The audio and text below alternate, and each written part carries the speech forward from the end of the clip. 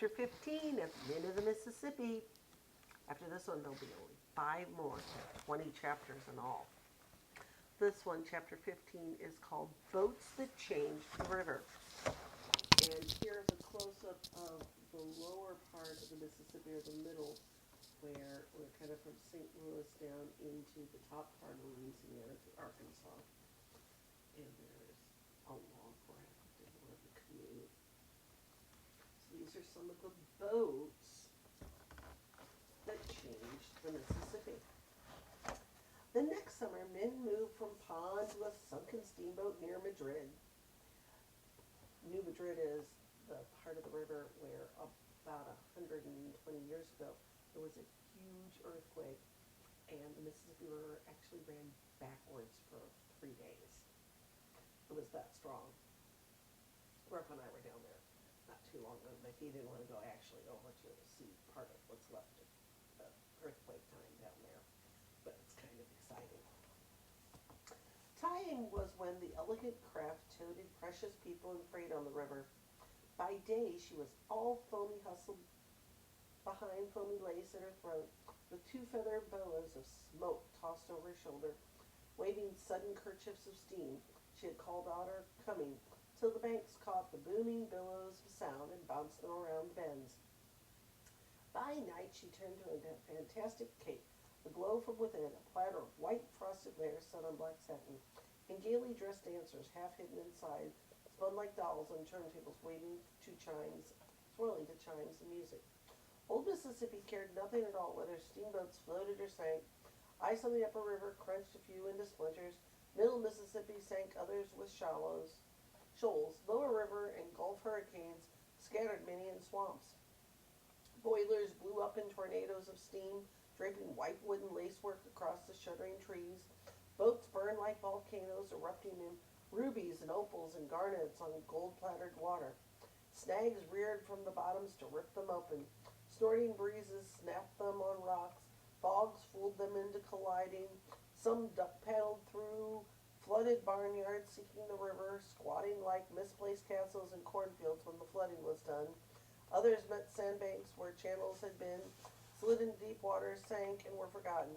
Minn's sunpile held a few relics. In different days, Indian roads Mississippi in different kinds of craft. A man could swim it, push a log with his moccasins tied in the branches. Roping 2 logs together gave him a raft, though a tippy one. A hide-covered basket of lashed saplings made a bull boat. A tub for ferrying several men when empty. A girl could portage over her head.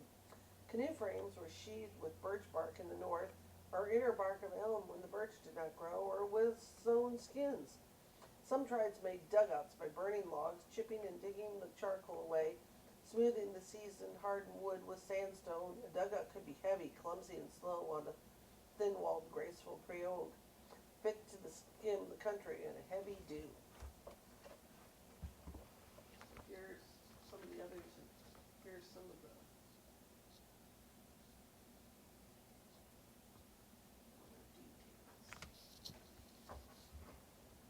white men paddled swift Indian craft, but their freight moved by flatboat, keelboat, and barge. And the famous man from Columbia 100 years ago, George Killibiggum, did a lot of art about men floating the Mississippi and the Missouri on flatboats. Let's Google search him.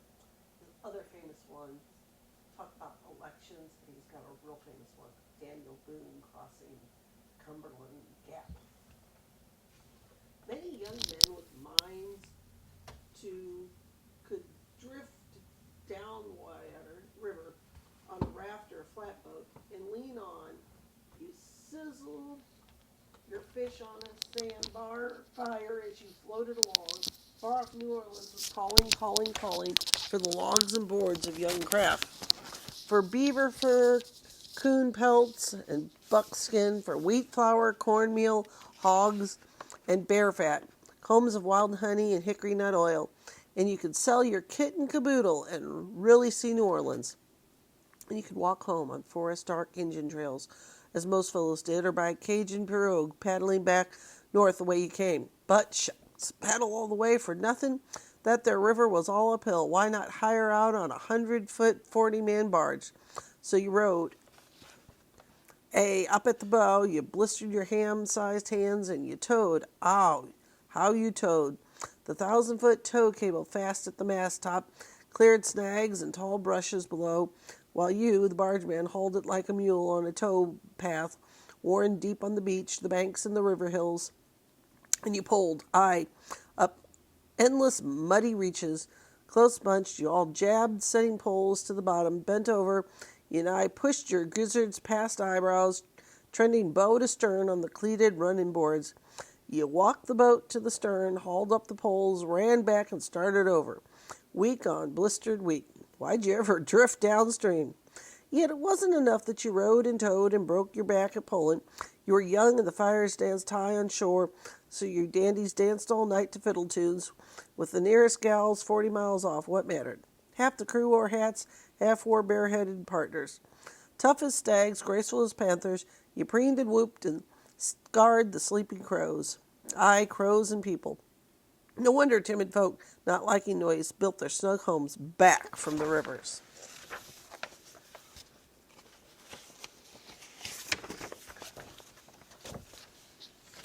Here's a bunch of different types of paddle boats and steamboats.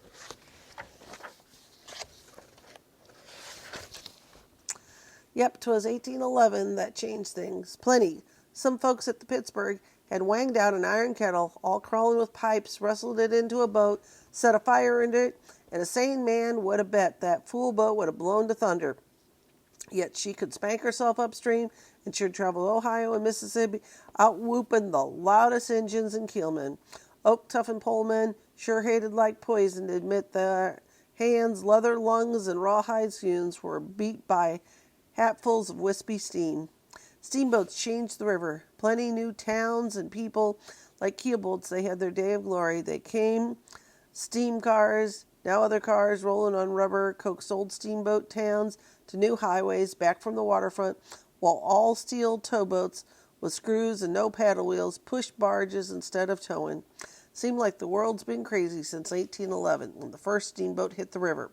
Yep, old Mississippi sure went crazy that year. New Madrid earthquake, worst in the U.S. history, rocked the frontier.